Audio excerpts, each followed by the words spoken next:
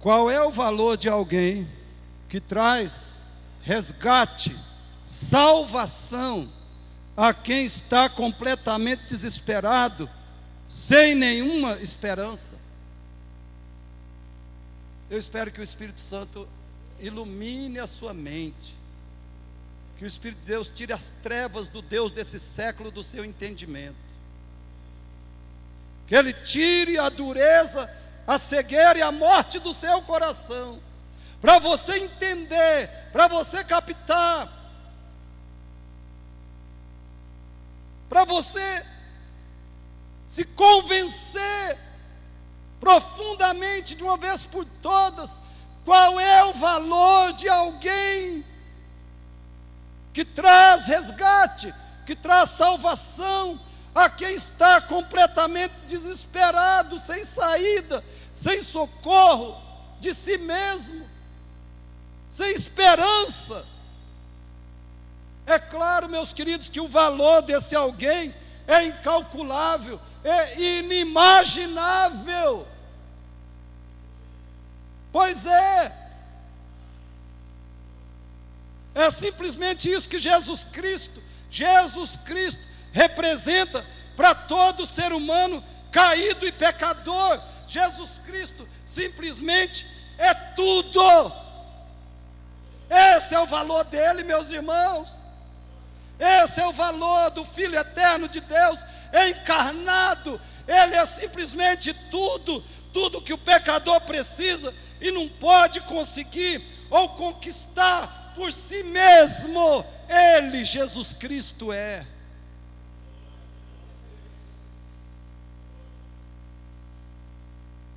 Por que que Ele é isso? Porque Ele, somente Ele fez as duas coisas que o pecador não pode fazer para escapar da sua degradação e condenação infinitas. Jesus somente fez as duas coisas que o pecador precisa. Primeiro, o que Jesus fez? Vamos falar juntos. Jesus viveu neste mundo, mas não teve e não tem pecado ou imperfeição. Louvado seja Deus. Ele era ser humano, humano como eu e você, a mesma humanidade, mas não havia mácula. Ele não havia um pingo de lama nesse lençol. O apóstolo João diz: sabemos que ele se manifestou para tirar os pecados, e nele não existe pecado. 1 João 3,15. O apóstolo Paulo escreve: aquele que não conheceu pecado, isto é, que não pecou, que não cometeu pecado, que não caiu como Adão, que não caiu como nós em Adão, aquele que não cometeu pecado, Deus o fez pecado por nós. Ele não foi pecador, Deus não o fez pecador, Deus o fez pecado.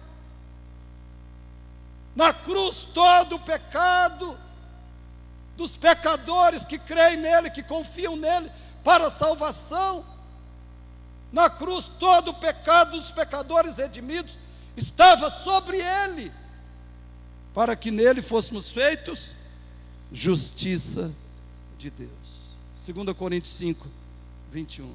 Para que nele fôssemos feitos justiça de Deus. Queridos, isso não foi isso que eu acabei de ler, 1 João 3,5, 2 Coríntios 5, 21, isso não foi e não poderia ser escrito sobre Maria, a mãe de Jesus, nem sobre o apóstolo Pedro, sobre a Madre Teresa, ou Maomé, Buda, Joana d'Arc, Gandhi, Luther King, Dalai Lama e qualquer outro líder religioso.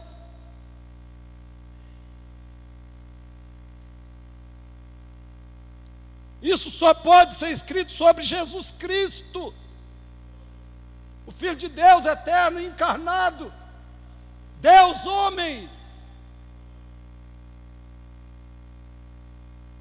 Você confia que Maria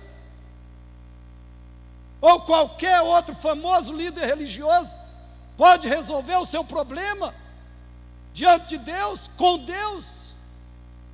Você confia que qualquer outro líder religioso, fora Jesus Cristo, pode tirar os seus pecados, te dar a justiça que é exigida pelo próprio Deus, uma justiça igual ao do próprio Deus? Você confia que alguém fora de Jesus pode ser o sacerdote, o mediador entre você e Deus? Você confia que qualquer outro líder religioso fora de Jesus pode fazer, quando você morrer, entrar na glória eterna de Deus?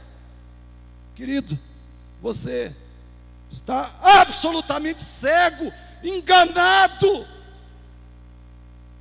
Não há esperança para você fora de Jesus Cristo. Por outro lado, em Cristo há toda salvação garantida, perfeita, eterna para você. Em Cristo a sua salvação é infalível. Louvado seja Deus. Todo líder religioso da história, eles foram pecadores. E aqueles que morreram sem Cristo estão perdidos. Perdidos. Se Maria, mãe de Jesus, não confiasse nele e o recebesse como seu Senhor e Salvador, com arrependimento de pecados, se a própria Maria não se convertesse a Cristo, ela iria para o inferno. Ela estaria no inferno agora, o espírito dela.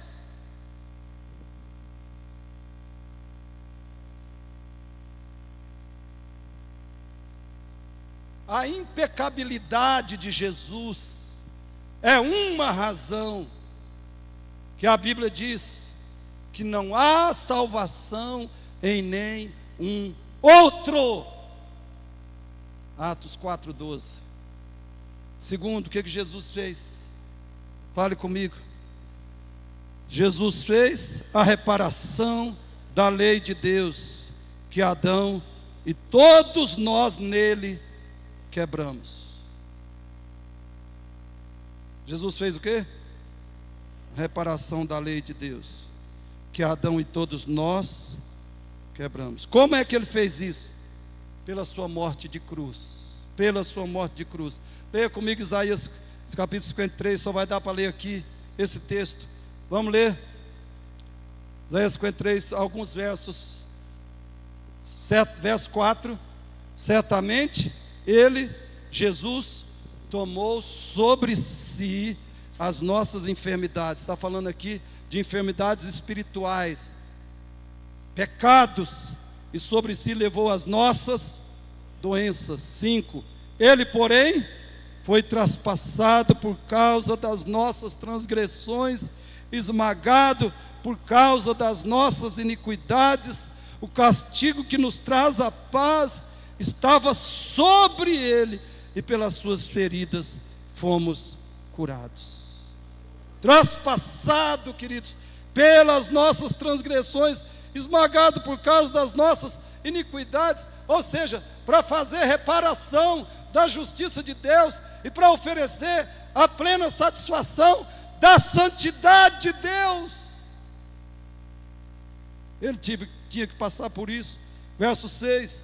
Todos nós, como ovelhas, nos desviamos, cada um de nós se voltou para o seu próprio caminho, mas o Senhor fez cair sobre ele a iniquidade de todos nós. Sobre ele a nossa iniquidade. 8b. Ele foi eliminado da terra dos viventes, por causa da transgressão do meu povo, ele foi golpeado.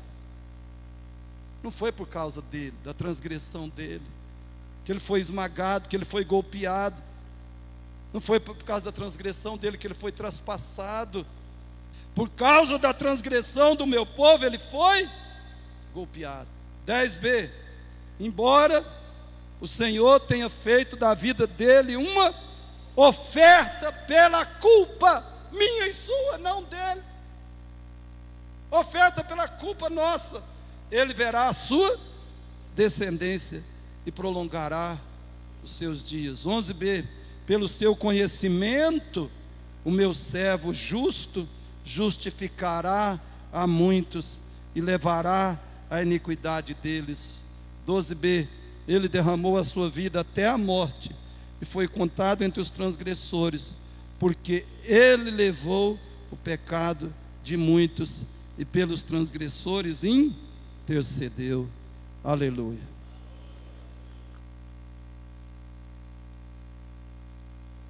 Leia também, depois, leia 1 Pedro 2, 24, Mateus 5, 17, 18, Gálatas 4, 4 e 5. Meus irmãos, o que essas passagens significam, o que elas querem dizer, talvez nós possamos entender melhor através da seguinte analogia. Escute isso, escute. Em 2018, um vaso chinês ricamente decorado, fabricado no século XVIII, foi vendido por 16 milhões de euros, mais de 70 milhões de reais. E uma pequena porcelana chinesa, fabricada no século XII, foi comprada por 31 milhões de euros, mais de 140 milhões de reais. Essa peça de cerâmica é a mais cara da história. Agora imagine, meus irmãos, que uma dessas peças fosse quebrada em vários pedaços. Uma peça de 70 milhões de reais. Uma peça de 140 milhões de reais. Imagine que uma delas fosse quebrada em vários pedaços. Sabe qual seria a única solução? A única solução seria se ela fosse restaurada ao seu estado absolutamente original, como se nunca tivesse sido quebrada. Só isso seria aceitável. Essa peça de cerâmica ser restaurada ao que ela era antes, como se nunca tivesse sido quebrada. Meus irmãos, algo muito parecido com isso tinha de acontecer com a lei de Deus.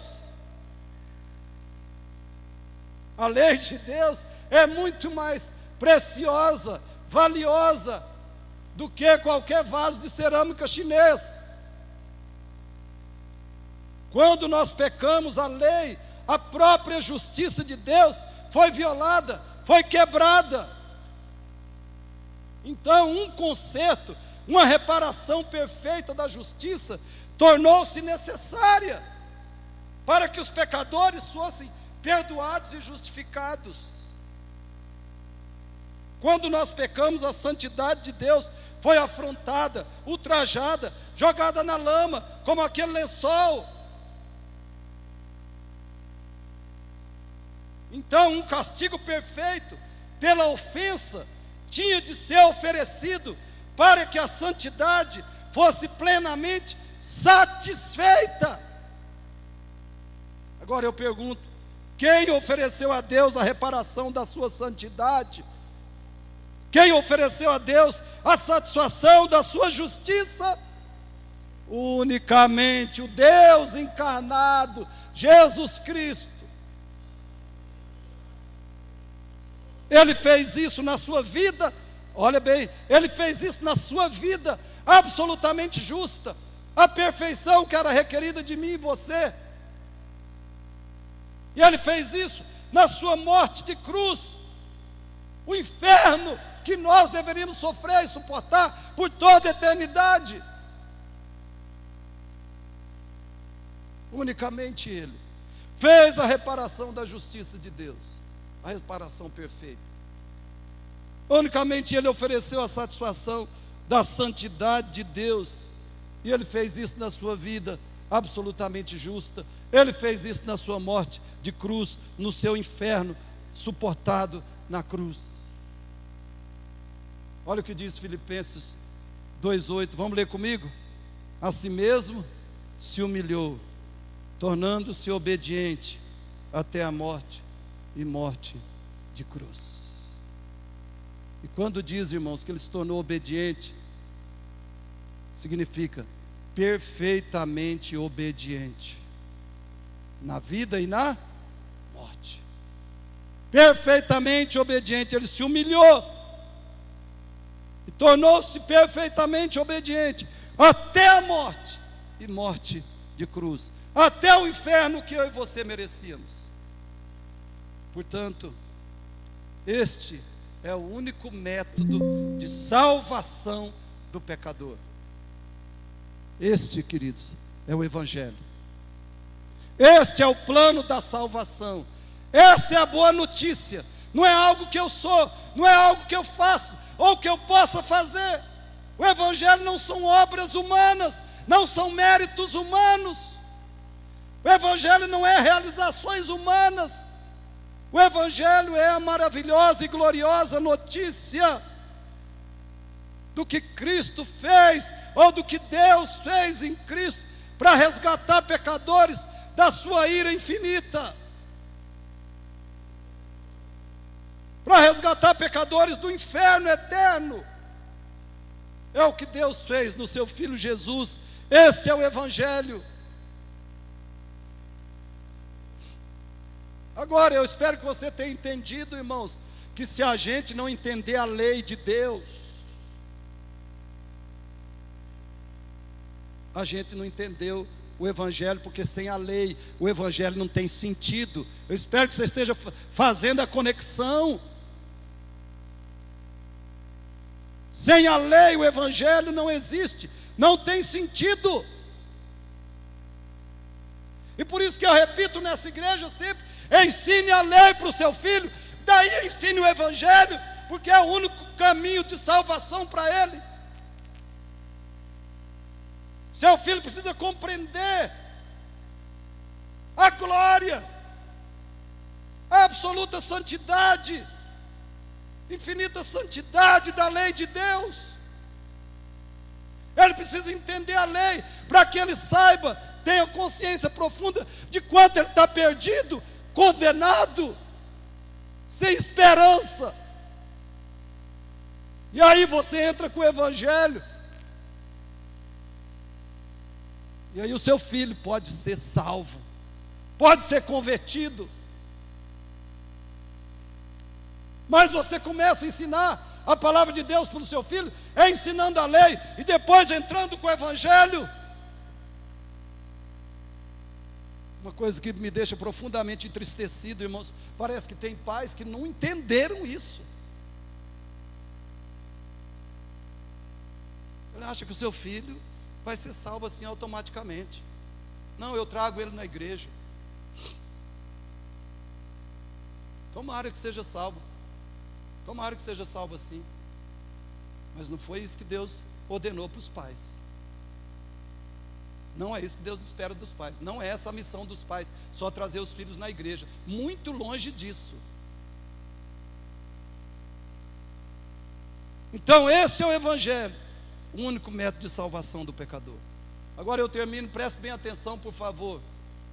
Como essa salvação é recebida pelos pecadores? A resposta, queridos, é fé, confiança de todo o coração em Cristo, com arrependimento de pecados. Fé em Cristo, confiança unicamente nele, com arrependimento de pecados. O que é a fé salvadora? Você pode ler comigo: memorizar e ensinar para o seu filho.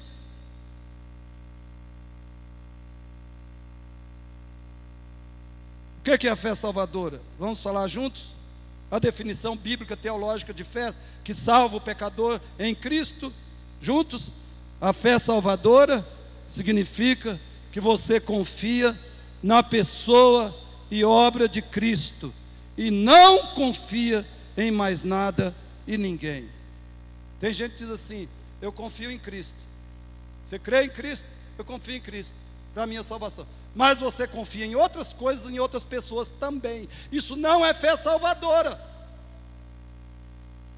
Fé salvadora ou confiança em Cristo para a salvação é quando você confia só na pessoa dele e na obra dele, que a gente acabou de ver aqui. Fé salvadora é não confiar, é confiar e não confiar. Confiar unicamente em Cristo e não confiar em mais nada, em mais ninguém. Segundo, o que é arrependimento salvífico? Vamos falar juntos?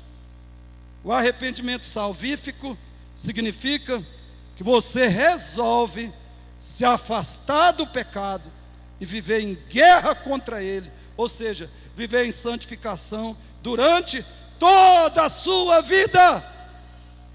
Queridos, tem muita gente na igreja que não se arrependeu, porque ele acha que ele pode viver em alguns pecados. Primeiro ele acha isso, eu posso viver em alguns pecados, deliberadamente, né? Eu não preciso lutar contra esse pecado, combater esse pecado, remover esse pecado da minha vida, não. Muitos crentes creem nisso, eles têm convicção disso, que eles estão salvos por Cristo, que eles se arrependeram, que eles têm um arrependimento salvífico, mas eles podem viver em alguns pecados, deliberadamente. Sabe que é pecado, mas não faz nada. Não foram salvos, não foram convertidos. Eles não têm um arrependimento que a Bíblia chama de arrependimento para a vida. Porque eles vivem deliberadamente em pecados, certos pecados. No casamento, com tratamento com os filhos, ou até a educação dos filhos, que eles não fazem, bíblica, né? No dinheiro, no uso do dinheiro, e muito mais, na língua. Eu posso ficar falando. Tem gente que fala mal dos outros assim, tranquilo, sabe? Normal, normal. Não, mas Jesus me salvou, a salvação é pela graça. Eu posso viver deliberadamente em alguns pecados, está tudo bem. Você não se arrependeu, querido. Você não foi salvo. Você não recebeu a graça salvadora ainda. Você não odeia o pecado. Você não vive em guerra contra o pecado, hein? Guerra, guerra, guerra. Todo dia, toda hora. Eu falei no discipulado, queridos, nós cristãos, nós não temos que matar um leão por dia, não. Você já ouviu falar esse ditado? Tem gente que fala, eu tenho que matar um leão todo dia. Eu tenho que matar um leão por dia para eu conseguir sustentar a minha família, não sei o quê. Eu falei, sabe de uma coisa? O cristão tem que matar 3 leões por dia. 3!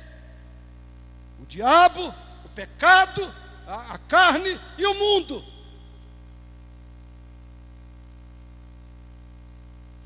O cristão tem que matar 3 leões por dia: a carne, o diabo e o mundo.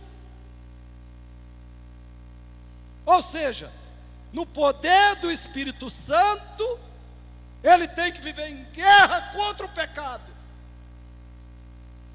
odiar o pecado.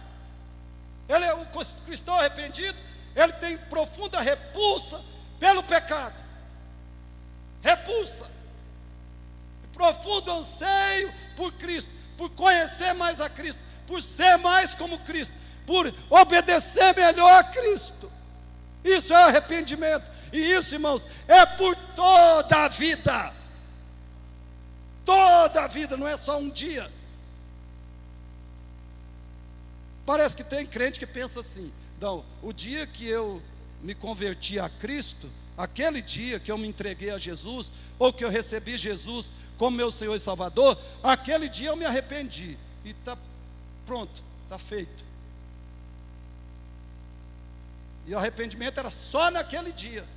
Irmãos, a Bíblia diz que arrependimento é todo dia. Isso é o arrependimento que salvou o pecador. Ele está se arrependendo todo dia, confessando pecado todo dia, e lutando e guerreando contra o pecado. Ou seja, ele está praticando Efésios 6, 10 a 18. Tomai toda a armadura de Deus. Esse é o estilo de vida de cristão verdadeiro, de pecador arrependido. Ele toma toda a armadura de Deus, a vida inteira em guerra contra o pecado. Por quê? Porque ele odeia o pecado. Eu não como jiló. Por que eu não como jiló? Porque eu odeio jiló, né? Se eu odeio o pecado, eu vou ficar o quê? Vou comprar pecado lá na feira? Eu odeio jiló, eu não compro jiló. Minha esposa não faz jiló, não cozinha jiló. A gente não come jiló. Se eu odeio o pecado, eu não compro o pecado. Eu não levo pecado para casa. Eu não guardo pecado no coração. Eu não cozinho o pecado e não como o pecado como um hábito de vida.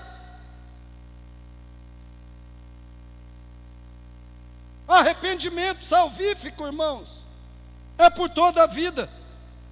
Esse é o chamado do Evangelho. Leia comigo Marcos 1,15. Vamos ler? Estou terminando.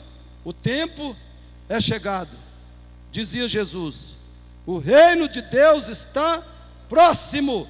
Arrependam-se e creiam no Evangelho. Como é que você recebe o Evangelho? Entra no Evangelho. Arrependimento e fé. Querido, essa noite, por favor, confie em Cristo. Confie em Cristo com verdadeiro arrependimento. Tenha certeza a partir de hoje que você está em Cristo e não apenas na igreja. Tenha certeza a partir de hoje que você está no Evangelho e não somente na igreja. Se você já tem uma igreja local, mas lembre-se disso, é possível estar na igreja sem ter Cristo, mas é impossível ter Cristo e não querer compromisso com a igreja bíblica. Um sinal de arrependimento salvífico é que você deseja de todo o coração e busca compromisso e comunhão com a igreja local, bíblica e fiel ao Senhor Jesus. É possível estar na igreja sem estar em Cristo, mas é impossível ter Cristo e não querer estar na igreja em comunhão e compromisso profundo com ela.